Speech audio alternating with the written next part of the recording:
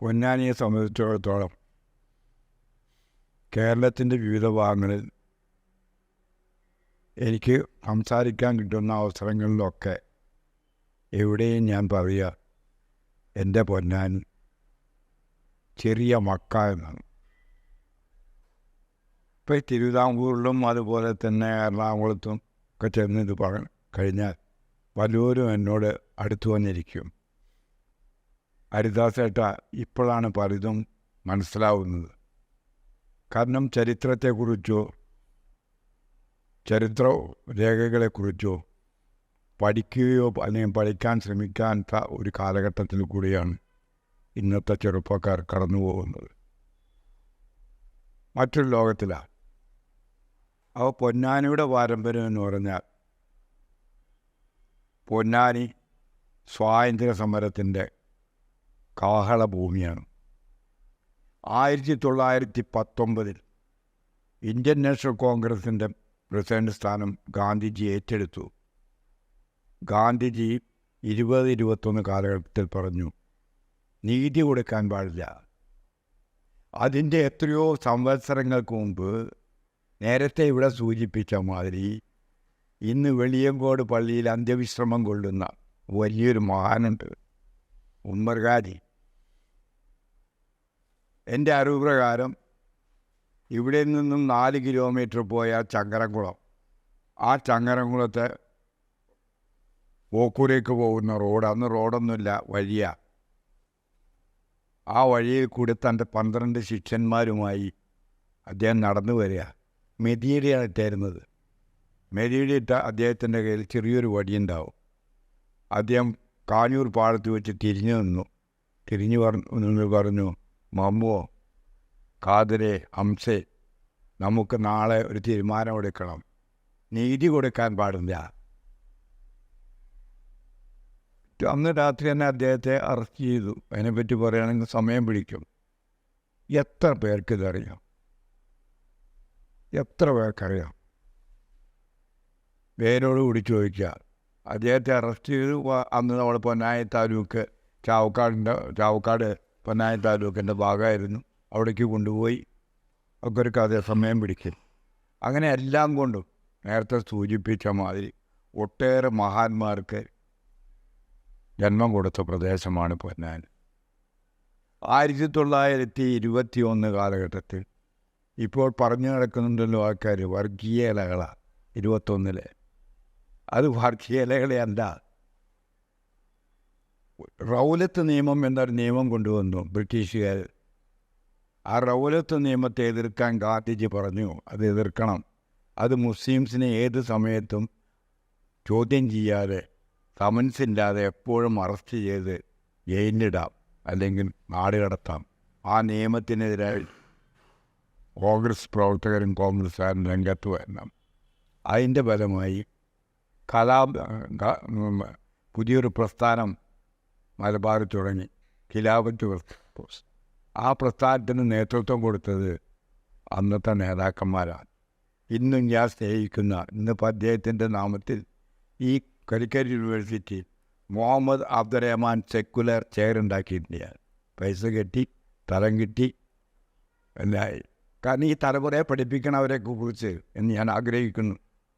അപ്പോൾ ആ മുഹമ്മദ് അബ്ദുറഹ്മാൻ സാഹിബിനും കോഴിപ്പുറത്ത് മാധവനും ദേവി കുട്ടിമാളവയും അതുപോലെ തന്നെ കേളപ്പനും അതുപോലത്തെ അന്നത്തെ സ്വാതന്ത്ര്യ സമര സേനാനികൾ മൊയ്തുമാരി സാഹിബ് ഉൾപ്പെടെ, ഉമ്മർ കോയ സാഹിബ് ഉൾപ്പെടെ നേതൃത്വം കൊടുത്ത പ്രസ്ഥാനത്തെ വർഗീയമാക്കി.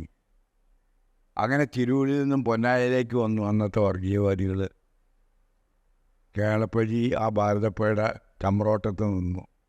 എന്നെ വെട്ടി മുറിച്ചിട്ട് നിങ്ങൾക്ക് കിടക്കാൻ പറ്റുന്നു. പൊന്നാനിക്കൊന്നും വന്നില്ല. പൊന്നാനിക്കൊരു ചരിത്രമുണ്ട്. ആ ചെറിയ മക്കയൊരു ചരിത്രമുണ്ട്. ഈ തലമുറയെ പഠിപ്പിക്കണം, മനസ്സിലാക്കി കൊടുക്കണം. അതിനൊന്നും ആരും ശ്രദ്ധ കൊടുക്കുന്നില്ല. മറ്റൊരു ലോകത്തു കൂടെ കടന്നു പോവുകയാണ്. എൻ്റെ ചെറുപ്പത്തിൽ വർഗീയതയെക്കുറിച്ച് ചിന്തിച്ചിട്ട് പോലുമില്ല, അറിഞ്ഞുകൂടാ. 82 വയസ്സായ ഞാൻ വളർന്നു വീഴുന്നത് മുഴുവൻ മുസ്ലിം സഹോദരന്മാരുടെ കയ്യിലേക്കാണ്. വലിയ ജമ്മി.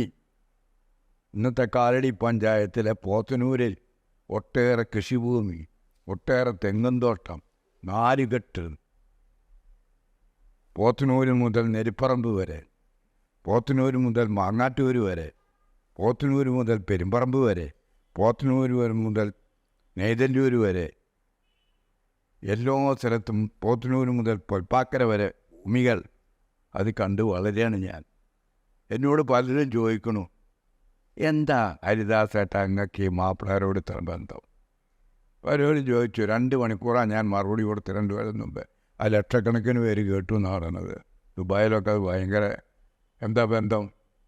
അപ്പോൾ ഈ കുടുംബത്തിൽ നിന്നാണ് ഇത് ഉണ്ടാക്കേണ്ടത് എന്ന് ഞാൻ വിശ്വസിക്കുന്നു. പുന്നൂരക്കുളത്തു നിന്നും അച്ഛൻ മരിച്ചപ്പോൾ എന്നെ വയറ്റിലിട്ടിട്ടാണ് അമ്മ കൊണ്ടുവന്നത്. നാലാപ്പാട്ട് കുടുംബമാണ് അച്ഛൻ്റെ വീട്. അവരുമായിട്ടാണ് ബന്ധം. അവിടുന്ന് കൊണ്ടുവരിക പോത്തനൂർക്ക്. പോത്തനൂർ വളർന്ന് ഞാൻ വരുമ്പോൾ കാണുന്നത് നിങ്ങൾ തമ്മിലുള്ള ബന്ധങ്ങളാണ്. എൻ്റെ കാര്യസ്ഥന്മാരുടെ പേരാരാ? കുഞ്ഞുവരക്കാർ, മൊയ്തുണ്ണി, വീരാവുണ്ണി, മൊയ്തു. പിന്നെന്തൊക്കെയാണ് ഞാൻ കണ്ടു വളർന്നത്? ആ സിമെൻറ്റ് മുറ്റത്ത് ഒരു പെട്രോളാക്സ് വയ്ക്കും. അത് പൈസക്കാരുടെ വീട്ടിലെ പെട്രോളാക്സൊക്കെ ഉള്ളൂ. അതടിക്കും വീരാവുണ്ണി, കാറ്റ്. എന്നിട്ട് അതൊരു സ്റ്റൂളിൻ്റെ മുകളിൽ കയറ്റി വയ്ക്കും. നമ്മുടെ ഇവിടുത്തെ തങ്ങന്മാർ, ഇവിടുത്തെ പൊൽപ്പാക്കരയ്ക്ക് അടുത്തുള്ള അവിടുത്തെ തങ്ങന്മാരെ വരുത്തും അമ്മ. നിങ്ങളുടെ കുടുംബത്തിലെ കുട്ടികളെ അങ്ങോട്ട് കാശ് കൊടുത്ത് കോഴിക്കളി പഠിപ്പിക്കും. അത് കണ്ടു വളർന്നു ഞാൻ. ദമ്പും മുട്ടും പഠിപ്പിക്കും. അത് കണ്ടു വളർന്നു ഞാൻ. അവരുടെ കൂടെ എല്ലാ മാസവും എല്ലാ പള്ളികളിലേക്കും എന്തായാലും പറയാം കുത്തുവെയ്ത്താ. അതിനാളുണ്ട്. മൊയ്തു എന്ന് പറഞ്ഞ ആളുടെ പണി അത് തന്നെയാണ്. മൊയ്തു അരിയും നെല്ലും കാശും ഒക്കെ ആയിട്ട് നമ്മുടെ അടുത്ത് നിന്ന് വാങ്ങിയിട്ട് ഇങ്ങനെ പോകാനാണ്. മൊയ്തു ഏതൊക്കെ സ്ഥലത്ത് കൊടുത്തു. അത് കണ്ടു വളർന്നവനാണ് ഞാൻ. പകർത്തുവല്ലുണ്ടോ? എല്ലാം കണ്ടു ഞാൻ. എൻ്റെ അമ്മ മരിക്കുന്നവരെൻ്റെ വീട്ടിൽ വെട്ടും കുത്തുള്ള റാത്തി ഉണ്ടായിരുന്നു. അമ്മ മരിക്കുന്നതുവരെ. ഇപ്പോഴോ ഇല്ല. ഇപ്പോൾ ആൾക്കാരെ കിട്ടുന്നില്ല. എന്നോട് ഞാൻ സേതു അഹമ്മദ് തങ്ങളോട് അന്വേഷിച്ചു കുറച്ച് മുമ്പ്. തങ്ങളെ നമുക്കൊന്ന് നടത്തായിരുന്നു, കിട്ടാനില്ല ഹരിദാസേട്ടാ. അപ്പോഴോ അത് ബന്ധങ്ങൾ, ആ സ്നേഹങ്ങൾ. എത്ര കുട്ടികളെ പഠിപ്പിച്ചു. അന്ന് 43 കുടുംബങ്ങളെ ഒന്നിച്ചു ചേർത്തുകൊണ്ട് എൻ്റെ അമ്മ ആദ്യമായൊരു മഹലുണ്ടാക്കി. അവിടെ ആദ്യമായി അമ്മ പള്ളി ഉണ്ടാക്കി. അതാണ് പോത്തനൂർ പള്ളി. പാണക്കാട് ശിഹാബ് തങ്ങൾ മരിക്കുന്നതിന് മുമ്പ് ആ പള്ളി 65 ലക്ഷം രൂപയ്ക്ക് പുതുക്കിപ്പണി ചെയ്തു. എന്നെ വിളിച്ചു, ഹരിയ നീ വരണം അവിടെ, അമ്മ കൊടുത്ത സാധനങ്ങൾ മുഴുവൻ അടക്കി വെച്ചിട്ടുണ്ട്, പോയി കണ്ടോ. അതല്ലേ സ്നേഹം. ഇന്ന് അങ്ങനത്തെ സ്നേഹമുണ്ടോ? ബന്ധമുണ്ടോ? ആത്മാർത്ഥതയുണ്ടോ? വെറും വർഗീയത.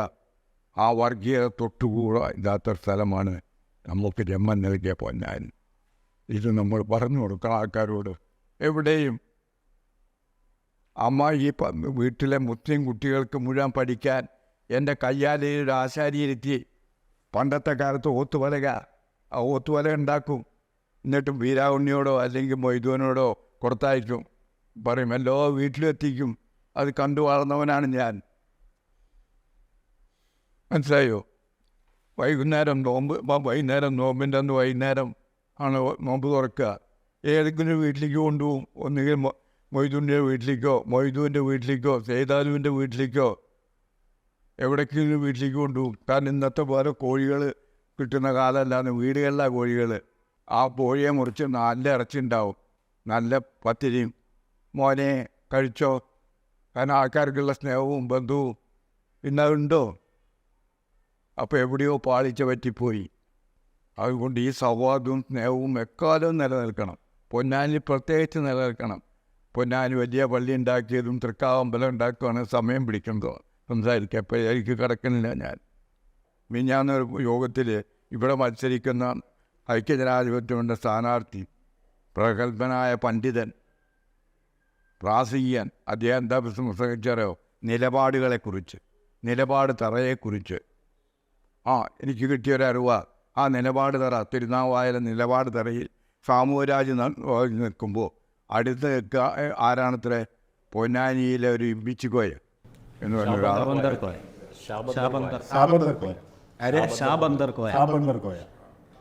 കണ്ടു. എന്താ അത്? എന്താ